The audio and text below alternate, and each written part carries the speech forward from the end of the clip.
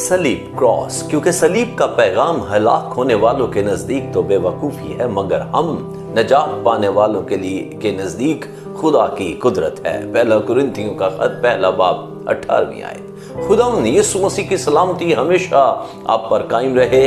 गुज़श्ता 20 सदियों से सलीब ने बहुत सख्त तनकीद बर्दाश्त की है। The cross holds a great contradictions.